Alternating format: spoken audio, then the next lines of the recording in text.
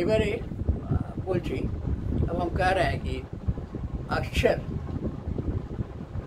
उत्पत्ति कहाँ से অর্থাৎ অক্ষরের উৎপত্তি আমরা যে এই যে কথা বলছি ক খ ক গ এইসব বর্ণের সমষ্টিতে যে শব্দ আসছে এই শব্দগুলো অর্থাৎ এই অক্ষরগুলো থেকে উৎপত্তি হয়েছে। এটাই নিয়ে আমি এই কবিদাসের বীজক অংশ থেকে বলছি। বীজকের জ্ঞান চৌত্রিশা যে অংশটা আছে বীজক পুস্তকে 248 পাতা থেকে পড়ছি। এইবারে বলছে এর উৎপত্তি শোনো বলে গতবারে ভিডিওয়ে বলেছি। এবার বলছে কণ্ঠ অক্ষর, কণ্ঠ অক্ষর অর্থাৎ কণ্ঠ দেশ থেকে। আমরা অ পড়লে আমরা জানি যে এগুলো সবই স্পর্শবর্ণ বেশিরভাগই, তাই কণ্ঠ স্পর্শ করে যে আসে কণ্ঠেচ্ছর হচ্ছে ছে ছড় ক খ গ খ ঙ আর স, যাকে আমরা বাংলায় মূর্ধন্য স বলি। স तालु अक्षर है छः ट ठ ड ढ र ख ছ, মানে আমরা বাংলায় যেটাকে কয় মূর্ধন্য ষয় বলি এই। আর দন্তালি अक्षर 8 दंताली অর্থাৎ দন্ত স্পর্শকারী চ ছ জ, যেটা আমরা বাংলায় বর্গীয় জ বলি। আর ছ র ল স অর্থাৎ দন্তেশ, আর স অর্থাৎ তালবস্য। দাঁতি অক্ষর ছে, দাঁত অক্ষর দন্ত বর্ণ, এটাকে বলছে ত থ দ থ ন অর্থাৎ দন্ত ন বলাই হচ্ছে। আর ও, এই ওটা ব, কিন্তু এটা হচ্ছে আমাদের অন্তঃস্থ ব যাকে বলে। আর শূন্য অক্ষর 3 য অ ইয় অর্থাৎ বর্গীয় জ অ ইয়, এই হচ্ছে শূন্য অক্ষর 3। ओट अक्षर 5 प फ ब फ म, ये ओष्ठुष। और इस प्रकार से एक ओंकार से 34 है, এইভাবে অক্ষরগুলো 34টা হয়েছে। দামে 5 মাত্রা মিল, এখানে আমরা 5টা মাত্রা পেলাম। ইয়াতে एक एक के 12 अक्षर है, তাহলে এক একটায় 12টা করে অক্ষর হয়েছে। तो इस प्रकार से 408 अक्षर है, এইভাবে 408টা अक्षर অর্থাৎ অক্ষর হয়েছে, সৃষ্টি হয়েছে। তো এইগুলো বেশ বিরাট ব্যাপার আর কি। অর্থাৎ তিনি মহাসাধক ছিলেন, তার অনুভূতি, তার উপলব্ধি, এগুলি তিনি বর্ণনা করেছেন এবং বাস্তবেও আছে। এগুলো নিয়ে আলোচনা করতে গেলে বিশদ মানে প্রয়োজন আর কি, সময় বলুন, ধৈর্য বলুন ইত্যাদি। এইভাবে বলছি इस प्रकार से ओंकार से 34 भय दामे 5 मात्रा मिली, याते एक एक के 12 अक्षर है।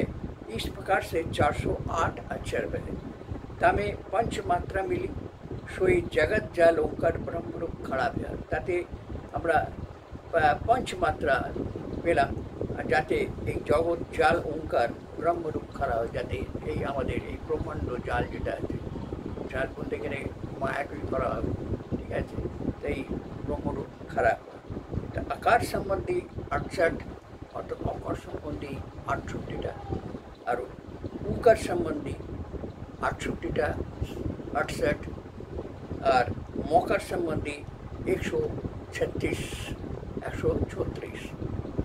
इकार संबंधी 68 अर्थात 68, बिंदु संबंधी 68, ऐसे 408 मात्रा भाई अर्थात এইভাবে গুনলে হিসাব করলে 408টা মাত্রা আমরা পাচ্ছি। तो फिर ठोर ठोर की मात्रा मिला के नाना बानी बनी और जो कल्पना भीतर थी सो सब लिखी गए। तो এইভাবে ठोर ठोर की मात्रा मिला के অর্থাৎ প্রত্যেকটি আলাদা আলাদা মাত্রাকে মিলিয়ে কী হচ্ছে না নানা পানি ভাই, অর্থাৎ আমরা যে কথাবার্তা বলি, সে যারা কবি কবিতা লেখেন, যারা সাহিত্যিক সাহিত্য করেন, যারা পদ্যকার পদ্য লেখেন বা যারা শ্লোক লেখেন, আগেকার দিনে এইসব ছিল, আমরা অনেক দেখেছি। সেই সব এইগুলো আস্তে আস্তে এই ছোটো ছোটো জিনিসগুলোকে নিয়ে ঠাড়ি ঠাড়ি করছে, এগুলোকে নিয়ে তারা বিরাট সৃষ্টি করেছেন। এই যোজক কল্পনা ভিতরটি তাদের মনের যে কল্পনা তাদের মধ্যে ছিল, সেই কল্পনাগুলোকে তারা প্রকাশ করেছেন। এগুলো আমরা বিভিন্ন মহাকাব্যের মধ্যেও দেখতে পাই।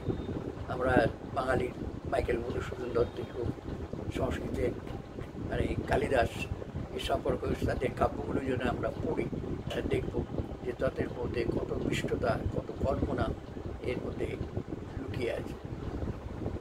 অভিভূত হয়ে যেতে হয় তাদের রচনাগুলো, তার সাজিয়ে আলাদা। আর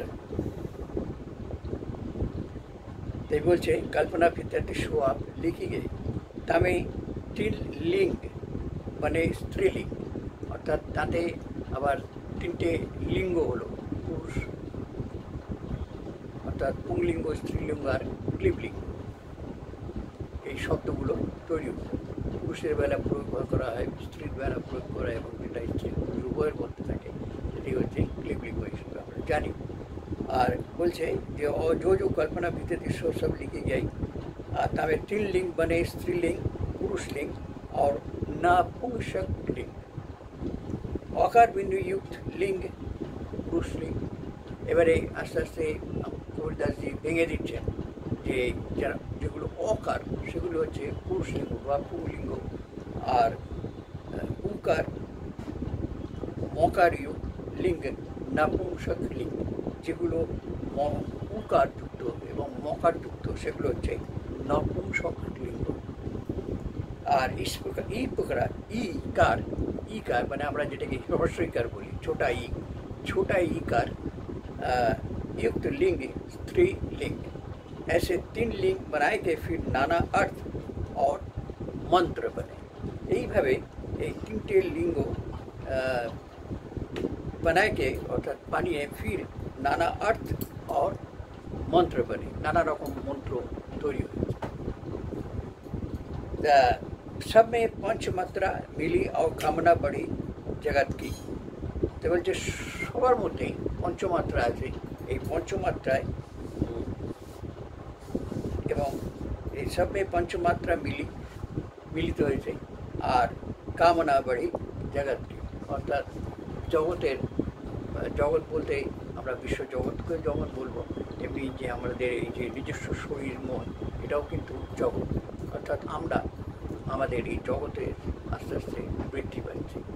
মানে তাদের যে স্বাদ, সাহিত্য স্বাদ, শ্লোকের স্বাদ, মন্ত্রের স্বাদ, এগুলো নিচ্ছে মন্ত্র কিন্তু কার্যকরী, এ নিয়ে পড়ে আলোচনা আমি তো পড়ি সবভাবে। কিন্তু ব্যাপার হচ্ছে কি, কারোর আগ্রহ দেখি না, किसी का आग्रह कोई आग्रह प्रकाश नहीं कर रहे हैं कि पूछे ये सवाल करें, तो सवाल का जवाब मैं देने के लिए तैयार हूँ अपना ज्ञान से, चाहे कहिए मेरे अपने मन से। যা আমার মন বা অভিজ্ঞতা অনুযায়ী আমি এই উত্তরগুলো দেবো, প্রশ্ন করুন, ভালো লাগবে, আপনারও ভালো লাগবে। তার সঙ্গে বলি এগুলো একটু ছড়িয়ে দেবেন, অবশ্যই সেটা সম্পূর্ণ আপনার ব্যাপার। আর ভালো লাগে অবশ্যই, আর যতটা পারবেন লাইক করবেন, কমেন্ট করবেন। আপনিও যে যুক্ত আছেন সে স্বাদ আপনার মনের স্বাদ, আত্মার স্বাদ আমি পাবো, আর আজ যে স্বাদ আপনি নিচ্ছেন তার একটা উপলব্ধি যে আপনার মনে কতটা অনুরণনের সৃষ্টি করল, এটাই আমার। এইভাবে সঙ্গে থাকুন আর প্রশ্ন করুন, নিজেকে জানতে বলে প্রমাণ করুন, এই আর কি। तो बोलছে যে ऐसे तीन लिंग बनाए के फिर नाना अर्थ सब मंत्र बने, सब में पंच मात्रा मिली और कामना बड़ी जगत की। এই পর্যন্ত রাখলাম, কারণ এরপরে যা আসছে আবার একটু অন্য ধরনের যে বা অন্যদিকে আমরা যাবো আর কি। তাই বন্ধুরা, তার জন্য आप संग रहिए, साथ रहिए। आपका मन में अगर कोई प्रश्न आता है, चाहे उद्वार होता है तो आप कर सकते हैं। भाषा की विडम्बना जो है ये बात है कि हिंदी हम बोलचाल में इतना दिन तक मैंने हमारा व्यवहार नहीं था, इसलिए थोड़ा बोलने में थोड़ा रुकावट आ जाता है। तो इसको मार्जना कीजिएगा, आगे चलकर आस्ते आस्ते शायद सुधर जाएगा। तो बंधुरा संगे থাকুন, ভালো থাকুন আর জগৎকে ভালোবাসুন। জগৎ বলতে বিশ্ব জগৎ যেমন জগৎ, আমাদের এই মনটাও জগৎ। অর্থাৎ আপনি নিজেকে নিজে ভালোবাসুন, দেখবেন আপনি অনেক পথ অতিক্রান্ত করতে পারবেন নির্বিঘ্নে।